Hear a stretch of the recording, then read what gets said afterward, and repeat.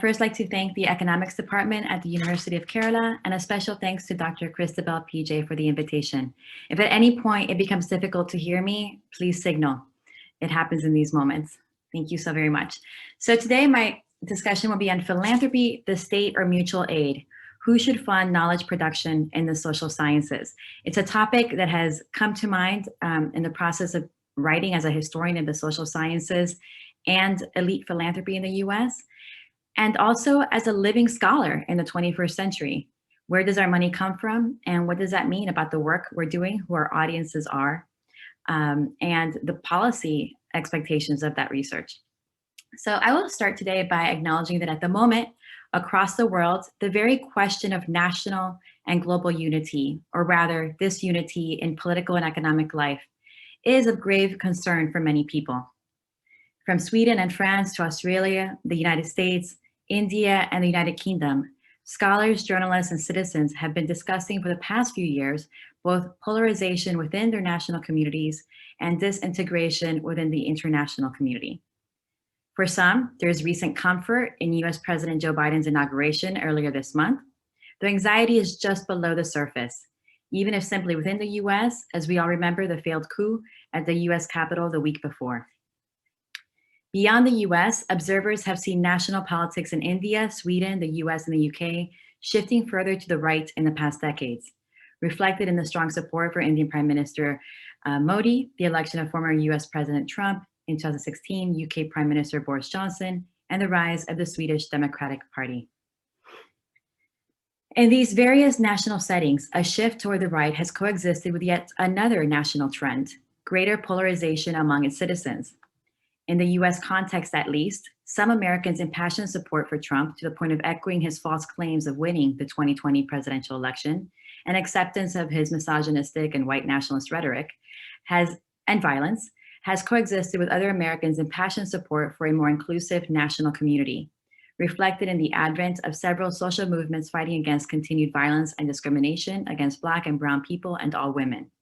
Movements such as Black Lives Matter, Me Too, and No Ban, No Wall. Even as US President Joe Biden speaks about the importance of unity in the US, these polarizations lie just below the surface. Beyond political polarizations, observers too are noting a disintegration of economic unity at the national levels, with growing concerns about wealth inequalities in countries around the world, displayed in movements such as Occupy Wall Street, and in rising mass popularity of books critical of contemporary economic life, from Thomas Piketty's Capital in the 21st Century, published in 2013, to Anand Giridharadas' Winners Take All, published in 2018. At the international level, people also have noted the disintegration of political and economic communities in past years. Communities deeply intertwined, whether at the national or international levels, with the UK's decision to cede from the European Union being one leading example of national citizens successfully arguing that supranational political institutions shaping economic life, such as a European Union, threaten sovereignty and stifled national growth. With an equally skeptical eye towards other supranational governing bodies and political economy, such as the United Nations to the World Trade Organization, a growing community of scholars is arguing that these key political institutions at the international level largely have served not as disinterested agents of a global economic community, but rather at the service of a neoliberal global north. How can we get to more cohesion among majority and minority communities within countries and among countries at the international level? Is it simply as placing hope in a more stable United States under Biden, as some people might want to believe after the traumas of a Trump administration felt by Americans and the global community? No, that cannot be. Because we all know that national and global societies, their tensions and frictions, do not simply transform with one country or one country's new leadership. This is, of course, to state the very obvious. Real sustainable unity, both at the national and global levels, will take much, much more work. For starters, we need to acknowledge that ideas about each other matter. They matter for each other's sense of dignity, for a collective sense of unity and disunity at the national and global levels. And we scholars in the social sciences and neighboring fields play a part in creating these psychologies of unity and disunity among and within the global minority and global majority in the global South and North. And by global majority, I use the term to mean largely minorities in the global north and the global south generally. My point here is that the project of unity and disunity is man-made, that we create both unity and disunity among each other. That homogeneity, like heterogeneity, is created by us, human beings. So when we look at certain ethnic or racial communities and describe them as homogenous, to realize that was man-made and that diversity exists even within a homogenous group. And if that perception of unity was man-made, we have the power to continue this project of helping fellow human beings see unity where they once perceived disunity.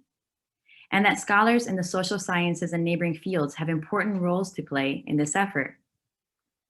And we don't have to guess about the value of this project because there's historical evidence of social scientists playing such roles in the past. Let's take Sweden, for example, a country many people consider to consist of a quote unquote homogenous group of white people, and how this homogeneity was actually man-made. Going back in time, Gunnar and Alva Myrdal, two Swedes in the social sciences, were founding architects of the country's welfare state, and they co-authored a book in 1934 titled Kris I befolkningsfrågan, Crisis in the Population Question. Kris not only brought Gunnar and Alva Myrdal to national attention in Sweden, but also cemented their central role as national policy planners. Engaging with debates on population quantity, quality, and nation building in 1930s continental Europe, Alva and Gunnar Myrdal's Kris I befolkningsfrågan unsurprisingly begins with a description of economic theory. And in this section authored by economist Gunnar Myrdal, the Myrdals made clear that they situated their economic theory against that of the English scholar Thomas Robert Malthus. In the late 18th and early 19th centuries, Gunnar Myrdal explained, Malthus had argued that there were limited resources on the earth, meaning that population growth threatened the existing public's quality of life. While Malthus had been hesitant to suggest contraception, the Englishman had recommended that people should marry later and try to have fewer children than they were having. In a similar vein, Gunnar Myrdal recounted in Kris that a subsequent generation of Malthusian scholars then warned fellow citizens that populations were becoming too numerous for the limited resources that human beings could produce. However, unlike Malthus, Myrdal noted that contemporary Malthusians were much more vocal about condoning and promoting the use of contraception in an effort to limit fertility rates.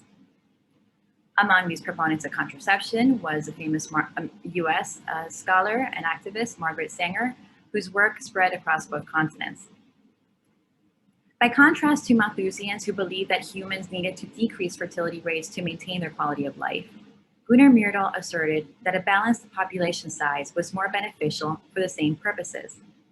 In Kris, Gunnar and Alva Myrdal argued that crafting a balanced population with sufficient numbers of productive citizens to support the unproductive citizens, such as the children and the elderly, economically productive or unproductive, was more important than limiting the total population numbers. In the case of Sweden, the Myrdals explained that Malthusians had been so successful in promoting delayed marriages and contraception, and as a consequence, the country suffered alarmingly low fertility rates. This low reproduction rate, the Myrdals argued, not only threatened the country's ability to support the future aging population, but also its existence as a cultural entity, a folk.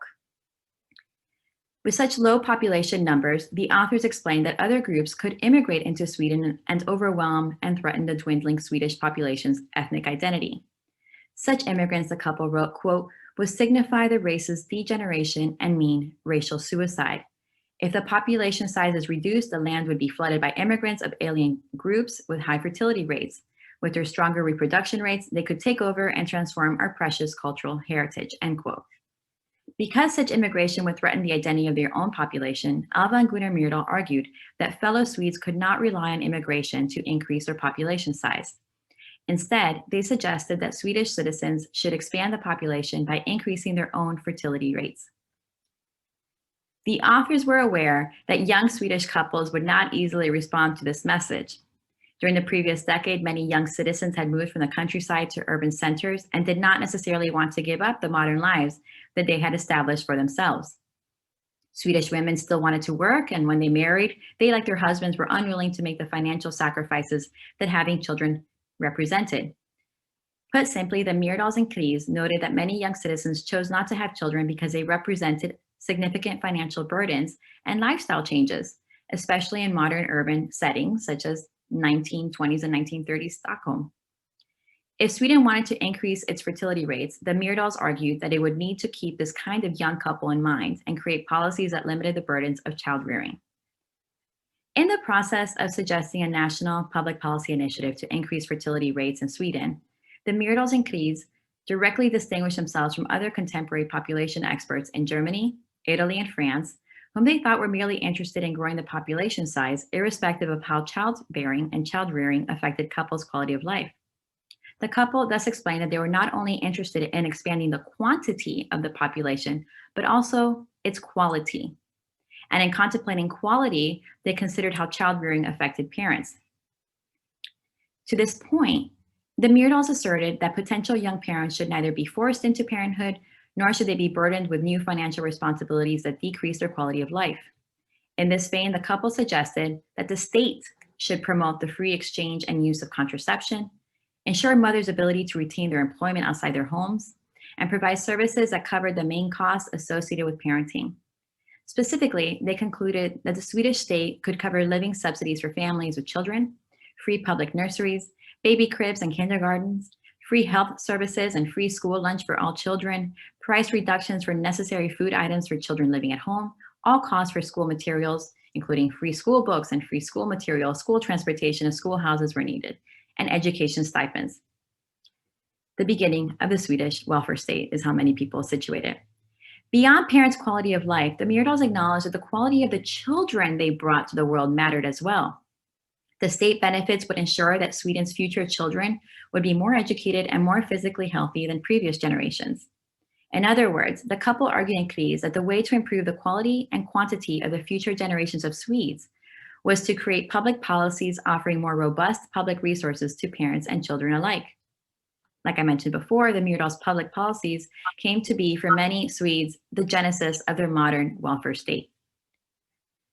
In providing their analyses of the best means for increasing the size and quality of the Swedish population, Alva and Gunnar Myrdal, moreover, were responding to contemporaneous discussions on the relative importance of hereditary characteristics and genetics for improving population quality, which famously defined Nazi Germany's population program at the time. In response to such conversations in continental Europe, the Myrdals thus argued that, quote, quality problem can be tackled thus, with studying individual differences in the population and finding to which degree those differences are hereditary or conditioned by the environment. In the case of differences conditioned by the environment, one can, of course, change the population's quality by, in different ways, changing the environmental conditions for certain individuals. Most differences among individuals, the Myrdals noted, were caused by the environment. And because of that, the couple argued in Kries that such distinctions could be remedied by changing the population's surroundings, such as improving living, health, and education standards. Later in their discussion of population quality in Kries, Alva and Gunnar Myrdal suggested that the state should go about improving the quality and quantity of the population by ameliorating and equalizing Swedes' environments. To this point, they made clear that, quote, social group differences were irrelevant in discussions of population quality. And to illustrate this point, the Myrdals discussed class distinctions in Sweden and how the differences between these groups were caused by social rather than hereditary or genetic factors. In the case of intelligence, for example, the couple referred to a contemporary study of school children in England and noted that children of academics, doctors, lawyers, and writers scored higher than children of factory workers on intelligence tests. However, they explained these conclusions by noting that children of different social classes generally grew up differently. They wrote, quote, those children of intellectual workers have, from their very early ages, more intellectual training at home than is often granted the children of heavy work or wholesale traders. This intelligence gap between poorer and more affluent children in England, applied here in Sweden, the Myrdals reasoned, could be bridged if children were offered similar childhood benefits. In the case of higher classes' multi-generational affluence and success, Gunnar and Alva Myrdal noted that the quote-unquote higher classes children receive better upbringing, better education. They are accustomed to significant social security and know how to make use of personal connections. That is, Environmental factors such as child rearing, education, and friendships led the more affluent classes to perform better on intelligence exams and to be more quote unquote successful and prosperous than the less affluent classes. There were no hereditary or genetic characteristics that made the lower socioeconomic classes less intelligent, affluent, or successful, according to the Myrdals. In fact, Alva and Gunnar Myrdal explained that social group differences like these had no genetic or hereditary roots, explaining, quote, that researchers do not support the hypotheses of the existence of socially significant character differences between social classes that are of hereditary quality. Instead, as the Myrdals stressed, society created these distinctions. To this point, the authors wrote, quote, a social group is actually not, like an individual, a naturally given biological unit, but rather created by social and institutional factors established and accumulated by highly different individuals. If policymakers erased the social and institutional factors that maintained poor and lower class Swedes' inferiority, Kries emphasized, then these Swedes could achieve the same health and intelligence standards as the rest of the population. In Kries, the couple relied on developing social scientific authority on then considered white people in the US and the UK to explain to fellow Swedes how Swedes, a population that the Myrdals in their 1930s book, Kris i befolkningsfrågan, seemingly considered to be absent of Jews or any indigenous populations such as the Sami, were not biologically determined to their class status. In this way, the Myrdals argued for greater national unity and sameness among two groups of citizens in Sweden previously considered to be biologically distinct, more affluent and less affluent Swedes, whom they analogized to white people across ethnic and class lines in the US and the UK. Relying on the developing social sciences on white people across ethnic and class lines, that is, the Myrdals called upon many fellow Swedes to partake in a project of imagination, to imagine themselves anew as the same and united rather than distinct people. Relatedly, moving on geographically, architects of early apartheid in South Africa made use of comparable knowledge on race during the 1920s and 1930s to convince fellow white South Africans that South Africans of Afrikaner descent were not necessarily biologically inferior to South Africans of British descent, but rather that the South African environment itself had decreased their living standards below quote unquote civilized norms. In this way, the Carnegie Commission, writing the book published in 1932, The Poor White Problem in South Africa, reported the Carnegie Commission, argued that a shifting environment, public policy reforms, could help lift Afrikaners to respectful white standards and in the process better stabilize white supremacy and Black subordination in the region. In The Poor White Problem in South Africa, the investigators took pains to define the object of their study, quote unquote, poor whites. That said, the project's brainchild Ernst Malherbe resolved the issue most succinctly in his own volume on education by noting that, quote, statistically speaking, we call a poor white an impoverished white person of rural origin, end quote. Since many of these rural white people were of Dutch descent, he argued that it was fair to say that the researchers were largely investigating communities of Afrikaners. Choosing to keep some distance from rising Afrikaner nationalism, the investigators described this community simply by their poverty status and largely rural locations without directly engaging in discussions of Afrikaners' nationalist claims to the region or British imperial fervor. In the Carnegie Corporation's report, the investigators furthermore vocalized the public policy importance of their research topic. In this vein, they explained the value of analyzing Afrikaners in poverty. To quote the report, quote, even where poor white families live in a predominantly native environment, cases of their going kafir are undoubtedly quite the exception, but long continued contact with the quote unquote inferior colored races has in some respects had deleterious social effects on the European, end quote.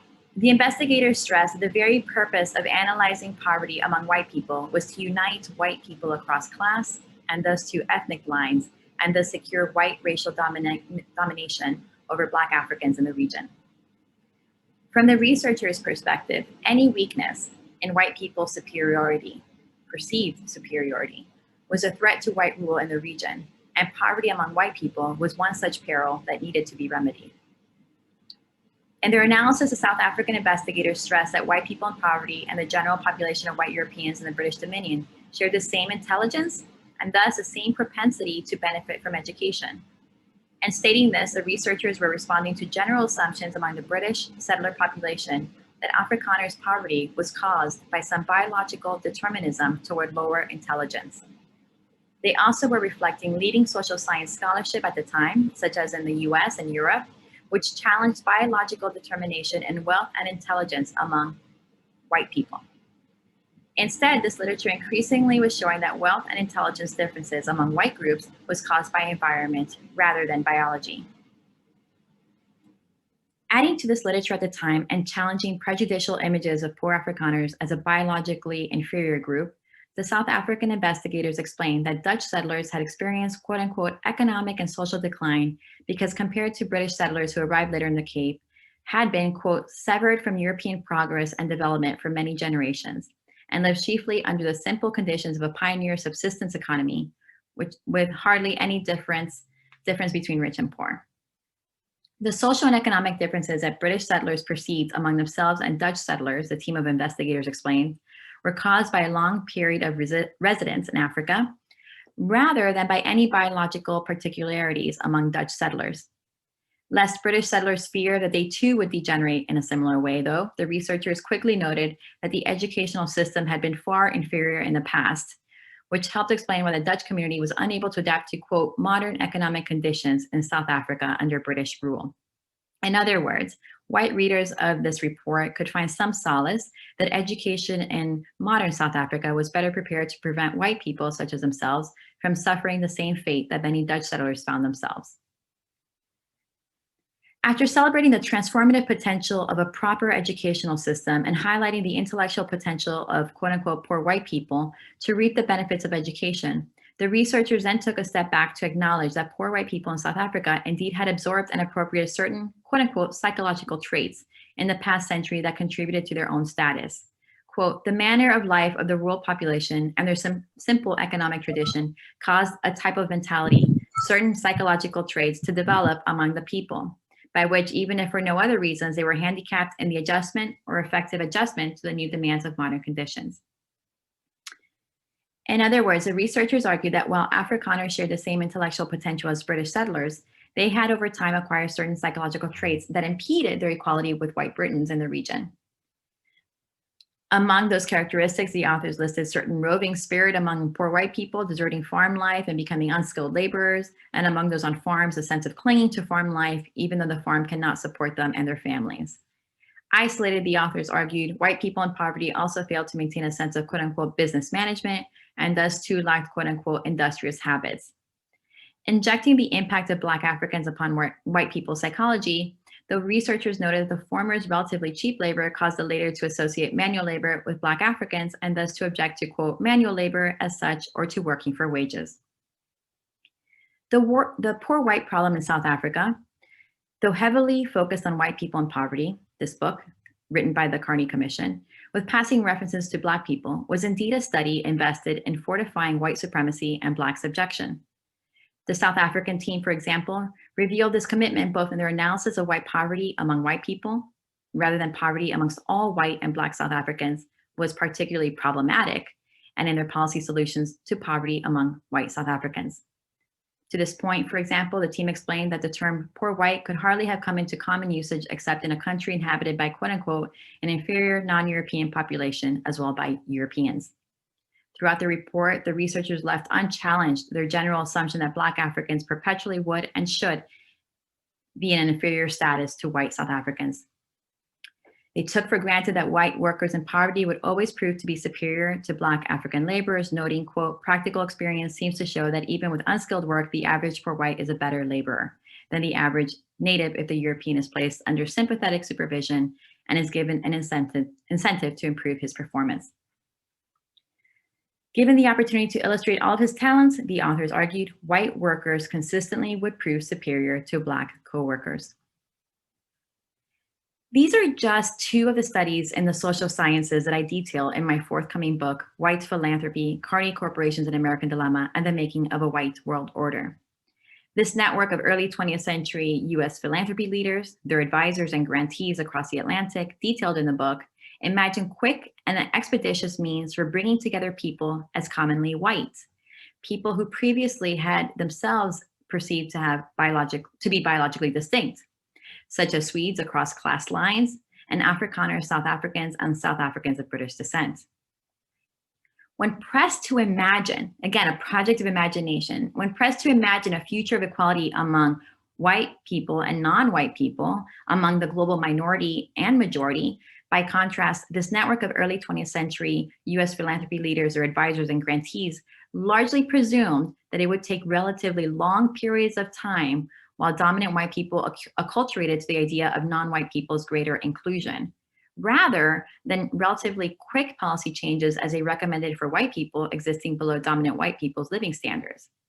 That it would require non-white people's absolute assimilation into white norms, standards, and culture at the expense of non-white people's relinquishing their own, and that non-white people, basically the global majorities, greater inclusion was a benevolent act on behalf of dominant global minority, rather than a necessary element of creating unified national communities, as generally perceived to be the case in the process of assimilating subordinated white people existing below dominant white people's living standards, as I explained in the case of Sweden and South Africa in the 1920s and 30s. This is to say that authoritative knowledge in the social sciences during the 1920s and 30s, largely rooted in the US and England, helped many policymakers across the world, from Gunnar and Alva Myrdal in Sweden to the Carnegie Commission in South Africa, to successfully convince fellow citizens to pass, and pass relatively quickly, welfare policies to support a common, unifying national white identity among groups of people who once had thought themselves to be biologically distinct across class or ethnic lines. And in these two examples, these social sciences helped propel welfare state policies in Sweden and the building blocks of apartheid in South Africa. Because in the process of helping many fellow citizens see sameness across ethnic and class lines, they helped convince these citizens to pass legislation to bridge socioeconomic differences among themselves in these regions. That said, and as already alluded before in the study of the South African study, it is worth noting that an early hurdle and also Gunnar Myrdal's nation-making project became particularly evident in his analysis of Black and white Americans in An American Dilemma, published in 1944. Because even as Myrdal attempted in some ways to expand this nation-building project beyond the white category to include Black Americans, he clearly expressed his belief in the inferiority of Black people in An American Dilemma. And this belief played a central part in his definition and means for racial equality in the US, a belief that critics of An American Dilemma, from Oliver C. Cox to Ralph Ellison, pinpointed. This is all to say that the social sciences have played significant roles in creating the psychologies necessary for uniting people, though at least from my lens on the history of the social sciences and philanthropy, particularly among newly created white people, and creating a category of whiteness from which people across class and ethnic lines could see commonality and thus too find reason to support common national welfare states. In providing this perspective on the history of privileging and centering of the global minority, on the history of privileging and centering the global minority and the marginalization and discrimination against the global majority in the production of knowledge in the social sciences, I am leaning, as I already mentioned, on my own work and those of other critical scholars of the social sciences, both past and present, such as Oliver C. Cox, C.L.R. James, Khalil Muhammad, Tiffany Willoughby Herard, Alden Morris, Alondra Nelson, and many, many more. So I stand on the shoulders of much scholarship.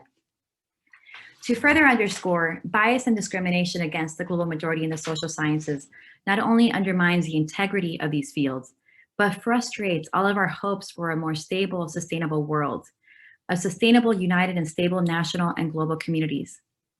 To this point, and as Nobel Prize-winning economist Joseph Stiglitz notes, many policymakers and scholars, particularly after the 2008 economic crisis, agree that, quote, inequality leads to instability, and that instability contributes to inequality. More specifically, to inequalities among racialized groups, political scientist Michael Doyle and Stiglitz note in Eliminating Extreme Inequality, published in 2014, that when, quote, the poor are from one race, ethnicity, religion, or region, and the rich are from another, a lethal, destabilizing dynamic often emerges, end quote. In other words, it is vital to address discrimination and bias against the global majority in the social sciences, because most crucially for all of us in this world, these fields shape our perceptions of each other, determining our potential for unity at the national and global levels. Put slightly differently, knowledge production in the social sciences is a national and global public good in need of national and global revolutions. We need to disrupt the social sciences and neighboring fields so that they cease privileging the work, ideas, and interests of the global minority in the global north, while devaluing the work, ideas, and interests of the global majority in the global south and north. Though how do we get there?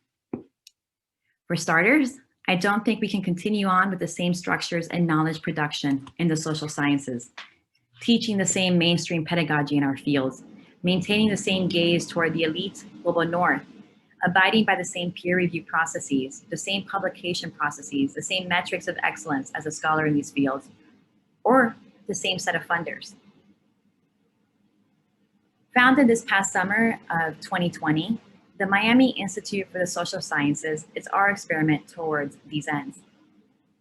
We have established this independent research institute with plans for it to incorporate faculty and postdocs in the near future, to be located at a crossroad between the global south and north, underscoring and amplifying the work of global majority scholars in the social sciences, asking and discussing amongst ourselves difficult questions about bias and discrimination against the global majority in our fields, independent from, but in dialogue with, the Global North Academy, which still maintains great power. Even more, and as part of this project, we aim to find independence too from elite funding circles in the Global North that long have served as gatekeepers of authoritative knowledge production in the social sciences.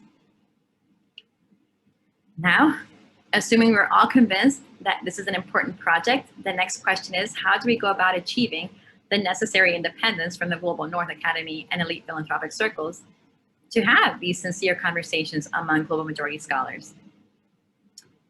As I mentioned, the Miami Institute is our own approach to taking on this challenge. Though first, we need to acknowledge an irony and tension at the very heart of the founding of the Miami Institute, reflecting just how my own gaze is still in the global north. I'm Cuban American from Miami, very much rooted in my identity as a Cuban, but I was educated in global north institutions, reflecting just how my own gaze is still in the global north, a gaze that as an organization we will work to shift more and more towards the global south. Early on, as I was sketching the Miami Institute for the Social Sciences, I found inspiration from the Institute for Advanced Study in Princeton, a beacon of elitism in the Global North Academy. That is to say that many of us global majority scholars have internalized the very hegemony that we aim to challenge. Alas, this is where the imagination starts, but not where it will end for the Miami Institute as it grows and grows more purposefully in line with its mission as a space for and by the global majority, existing in an equal middle ground for dialogue between the global south and north. That said, and with all of this acknowledged, I will acknowledge the Institute for Advanced Study as an inspiration. And we, like the Institute for Advanced Study, aim to become an educational utopia. As IAS founding director Abraham Flexner elaborated in the 1930s, I am not unaware of the fact that I have sketched an educational utopia. I have deliberately hitched the Institute to a star. It would be wrong to begin with any other ambition or aspiration. Describing the vast intellectual ambition and purpose of the Institute for Advanced Study in Princeton, New Jersey, in the United States, Flexner furthermore noted that it would be a space where scholars could, quote, devote themselves to the task of pushing beyond the present limits of human knowledge and to training those who may, quote unquote, carry on in a sense. Much like the Institute for Advanced Study in Princeton, the Miami Institute for the Social Sciences in Miami, Florida, is an independent research institute unaffiliated with a university.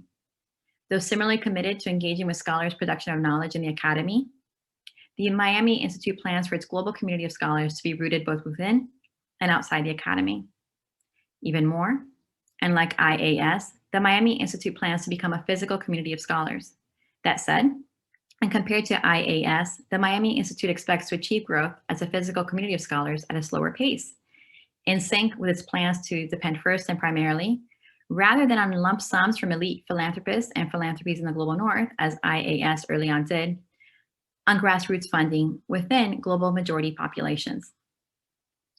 And compared to IAS, which generally has framed this utopia as, quote, an intellectual hotel or refuge to which scholars could repair for any length of time and have their worldly needs taken care of by others, the Miami Institute will have or has the immediate mandate of being a haven for scholars intent on addressing discrimination and bias against the global majority in the construction of knowledge in the social sciences, again, as means for improving research quality in these fields and both for building more inclusive national and global political economies. More broadly, the Institute's aim is to enable the scientific output of the global majority to play its proper role in the social transformation and development of our shared world, as well as the theoretical advancement of the social sciences. In this vein, the Miami Institute purposefully is a meeting place for global majority scholars around the world, based in a city at the geographic crossroads of the global South and North. It has been established for many of us global majority scholars who have wanted to discover what it would mean to produce scholarship on the global majority in the social sciences beyond the white gaze of a dominating global North academy and philanthropic circles. So as much as it is informed by the history of philanthropy, philanthropy and the social sciences, it's informed by many of our lived experiences in the academy. It is being established or has been established for all of us global majority scholars who intuitively have felt but have not had the intellectual space or encouragement to investigate exactly how knowledge production in the social sciences in the Global North Academy discriminates against the global majority, even as it touts itself as a supreme judge and supplier of authoritative and objective knowledge on human beings all over the world. It is being created for all of us scholars in the social sciences who have felt that these fields are, or at the very least should be, public goods, serving the public, and not just the most powerful public, but the holistic public at the global level. And that the social sciences as public goods have an ethical obligation to investigate any and all ways that knowledge production in these fields might be discriminating against a significant segment of national and international publics, the global majority.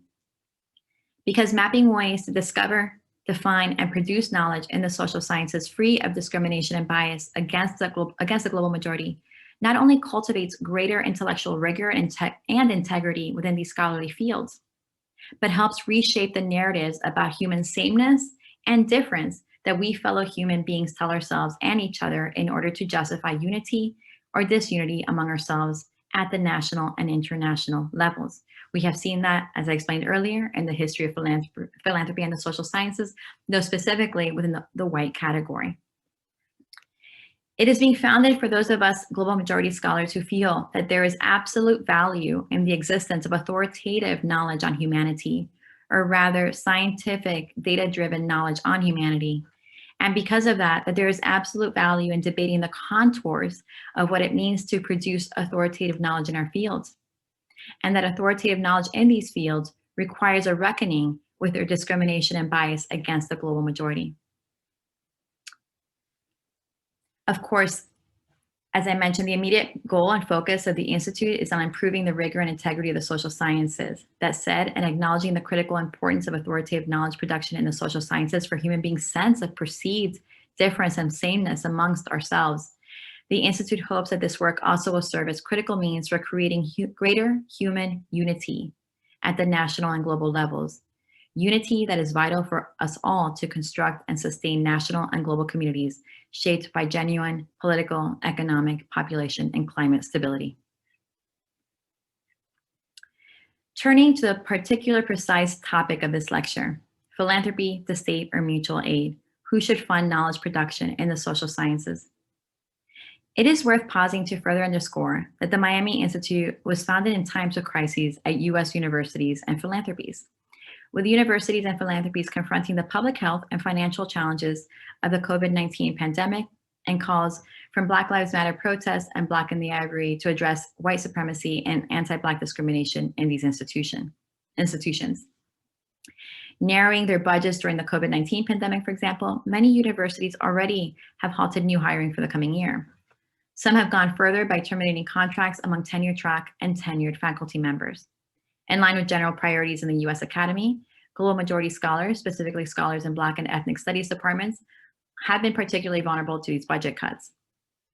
At the same time, universities are publicly proclaiming allegiance to Black Lives Matter protests though their actual corrective actions to addressing white supremacy in the academy, from hiring practices, institutional cultures, and metrics of excellence, remain opaque, with several universities preferring to hire new diversity administrators or general scholars of race rather than to support and expand the work of existing Black studies departments.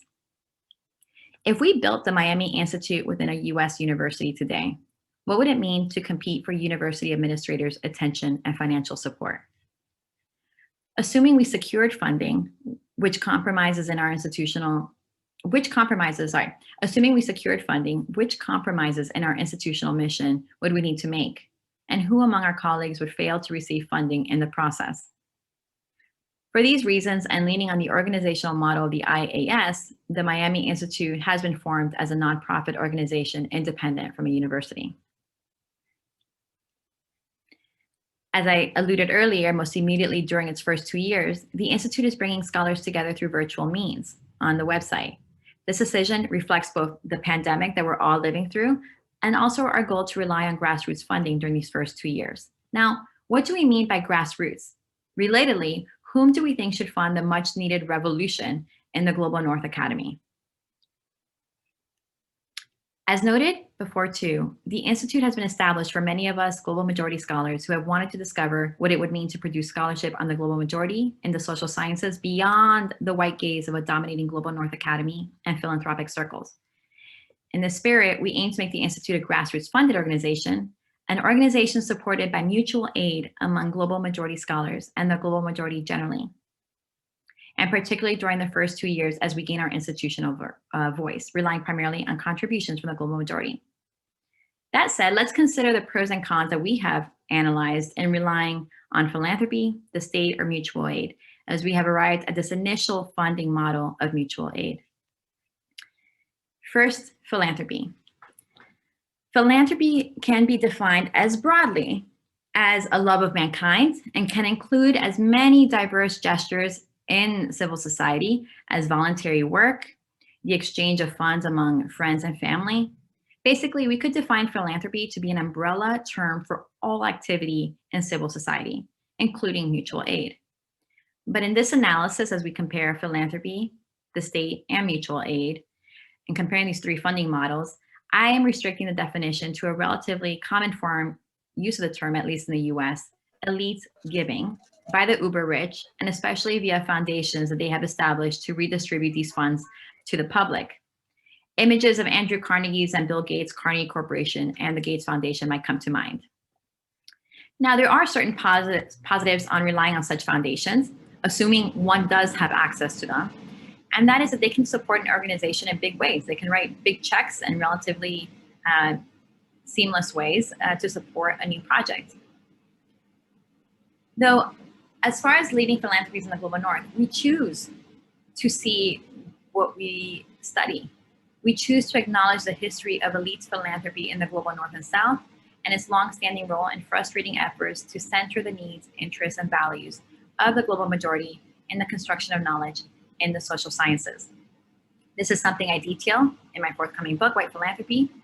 And to quote from sociologist Tade Akinayina's chapter, quote, "The State, Politics, and Philanthropy in Africa, Framing the Context, and Giving to Help, Helping to Give, the Context and Politics of African Philanthropy," quote, "It is important to always remember the significance of the politics of philanthropy and the relationship between philanthropy and politics, not only because these factors are always there, irrespective of what the managers say, but also because they shape and are shaped by how philanthropic traditions evolve and interact." Indeed, if one looks simply at networks of revolving doors between institutions at these elite foundations in the Global North, it becomes clear that these staff and board members have much more in common with leading staff and board members in the Global North Academy and the elite Global North Academy than many global majority scholars want to acknowledge or admit. Because beyond any proof, many of us scholars are eager to access more power. Beyond any proof, we don't want to look at the proof because we, in many ways, want to access more power, to get closer and closer to centers of power in the Global North Academy. Because it's relatively human. And also because we've been trained to believe that this is a metric of excellence to achieve closer and closer proximity to elite circles in the Global North Academy.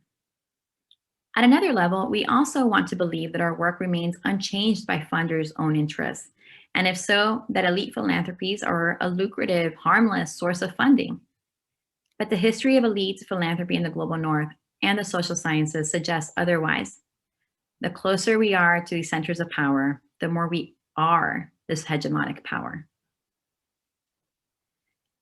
To this point, to the untransformative role of elite US philanthropy, this past summer, for example, the Ford, MacArthur, Kellogg, Mellon, and Doris Duke charitable foundations announced plans to increase spending rather than contract spending as other philanthropies were planning to do in order to maintain their endowments during the pandemic. And they would do so by borrowing funds. Ford Foundation President Darren Walker explained that the organization would borrow money by issuing a combination of 30 and 50-year bonds. In this way, these foundations announced how they were preparing to respond to calls from their grantees and the general public to continue and even increase funding to nonprofits addressing the financial and public health crises of the COVID-19 pandemic and structural racism underscored by Black Lives Matter protests around the world. And yet, just days after this announcement on June 16, 2020, Ford President Walker also announced on Twitter, quote, "Social justice is synonymous with economic opportunity. Thrilled and humbled to be working with," and the person was Jack Dorsey, co-founder and CEO of Twitter and of Square, on the board of Square, end quote. And a few days later on Juneteenth, Walker rang the opening bell on the New York Stock Exchange. Both moments, in my opinion, signal just how undisruptive to the status quo elite philanthropies in the global north intend to be in their responses to increased economic inequalities during the COVID-19 pandemic and relatedly to longstanding systemic racism around the world. Granted, since this past summer, some US philanthropists, most visibly Mackenzie Scott of Amazon Wealth, have leaned toward funding, quote unquote, with no strings attached, heeding the warnings of scholars that funders easily can limit the imagination of grantees whose work towards racial justice and relatedly in addressing democratic failures in the US is particularly critical. As far as this heightened sensibility among some leading philanthropists and their organizations, it will be telling to see if they're willing to continue to give into the long future with little contact with the organizations that they fund. That would be transformative in some sense. As far as our own model at the Miami Institute, we're not ignoring those funds. We welcome funders, along with everyone else, to donate to the Miami Institute via donation link that will soon establish on the site. Though at least for the first 2 years, we will refrain from engaging directly with foundation program officers in elite philanthropies in the global north, because we need time and space to establish our own institutional voice, because we want an opportunity to ask ourselves, global majority scholars in the social sciences around the world, what we would imagine as our ideal space for reimagining our fields as a public goods that they should be. So, if not immediately elite philanthropy in the global north, how about the state? In our case, it would be the US as funder. So there are certain pros. This avenue in many ways would be a more equitable form of funding. These are public funds, after all. Though to acknowledge there are also certain limitations. As sociologist Michael Useem notes in his 1976 article in the Sociological Quarterly, Government Influence on the Social Science Paradigm, federal support of academic research has a significant impact on the substantive and methodological plans of social scientists. Social scientists who are financially dependent on government assistance are particularly responsive to government influence. Assuming gatekeepers for state funding, as is the case here in the US, are not precisely the global majority, then we are still keeping ourselves steps removed from the audience to which we should be principally accountable, the global majority. But again, we're not ruling out elite philanthropy or the state as useful allies in disrupting the social sciences and neighboring fields so that they cease privileging the work, ideas, and interests of the global minority in the global north, while devaluing the work and ideas and interests of the global majority in the global south and north. But most immediately, we want to experiment and pursue a mutual aid model as our main funding strategy that centers, that empowers us and the global majority throughout the global south and north. So why this interest in a mutual aid model? If we are trying to push against global minority domination in knowledge production in the social sciences in the global north, and to center the global majority, it is only natural that we consider a funding model rooted in direct support among the global majority. For too long, we global majority academics at least here in the global north, have looked to elite philanthropies and states in the global north to fund us, to fund our work, even on the global majority. But how transformative can our work be if we are not only based in a global north academy dominated by the global minority, I'm sorry. Let me start that one. How transformative can our work be if we are not only based in a global north academy dominated by the global minority, but seeking financial support too from philanthropies dominated by the global minority? Even more, it is a global majority that is going to be most invested in addressing discrimination and bias against the global majority in the social sciences. And as a research institute for and by global majority scholars, it is the global majority, after all, to whom we should remain principally accountable. We are producing and thinking about the global majority as our audience. This is not research for the global minority. Generally, we find inspiration in the history of self-help and mutual aid movements among Black Americans, detailed by economist Jessica Gordon-Nembhard in Collective Courage, A History of African American Cooperative Economic Thought and Practice. To quote from the book, "The history of African American cooperative economic activity begins with solidarity and collective action, economic and social, in the face of oppression, racial violence, discrimination, and sometimes betrayal." Furthermore, the majority of early African American cooperative economic activity revolved around benevolent societies, beneficial societies, mutual aid societies, and more formally and more commonly, mutual insurance companies. Many of these societies were integrally connected with religious institutions or people with the same religious affiliations, and they established educational, health, social welfare, moral, and economic services for their members. Again, here I am quoting from Jessica Gordon-Nembhard's book, Collective Courage. She continues, "Chief among the activities was care for widows and children, the elderly, and the poor, and provisions of burial services." Producing complementary research, Caroline Shanaz Hossain has detailed mutual aid, for example, among banker ladies, African, Canadian, and Caribbean women who create community-driven financial cooperatives, collectively organizing in constant crisis. Watching the documentary on banker ladies, for example, available on YouTube, and I invite people to watch it, it's open to the public, I could not help but imagine us, the whole of the global majority, in a comparable money cooperative, supporting knowledge production in the social sciences on the global majority. And more recently, reading Christabell P J's work, for example, Christabell P J's 2009 book, Women Empowerment Through Capacity Building, The Role of Microfinance, underscores just how empowering it can be to finance ourselves. How mutual aid financing is about gaining or regaining power in our lives. It's about empowerment. As far as precise precedents for mutual aid models, specifically for the construction of knowledge in the social sciences on the global majority, viewing the social sciences as a public good, there are few. After all, the norms, at least here in the US, is for knowledge producers in the social sciences to seek support from elites, philanthropies, and/or the state. That said, historian Carter Woodson, founder of the Association for the Study of African American Life and History, vocalized a complementary vision in an open letter released June 3rd, 1936, critical of W.E. Du Bois's efforts in coordinating with white philanthropic organizations to realize a Pan-African encyclopedia. Woodson wrote, "I have never been so insane as to oppose interracial cooperation, but I have been sufficiently alive to our situation to distinguish between interracial cooperation and racial dictation, thus earmarked." Beyond Woodson's statement, I'm yet to see too many historical precedents of global majority scholars trying to apply a mutual aid model among the global majority, a flexible mutual aid model that incorporates, as he mentions, interracial cooperation later on, but rooted in one of mutual aid at the core, for funding scholarship in the social sciences. I ask those who are present to please let us know if you have recommended case studies. We want to learn from other potential examples around the world. So I wanted to conclude by saying thank you again for your time today. And please stay tuned in the next months for our live experiment at the Miami Institute for the Social Sciences in applying a mutual aid model amongst the global majority to support our institute, amplifying the work of global majority scholars in the social sciences. If this topic of mutual aid in the construction of knowledge on the global majority in the social sciences intrigues, please also note that At the Institute, we will be reflecting on this funding model in our upcoming summer workshop titled, Who Should Fund the Revolution in the Academy?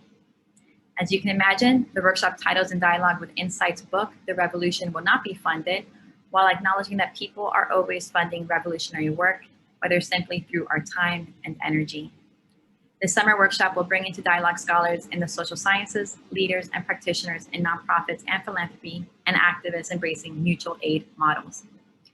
Please check on our website for registration for the summer workshop. Please join us as we reflect on the application of a mutual aid model for a research institute in the social sciences for and by the global majority.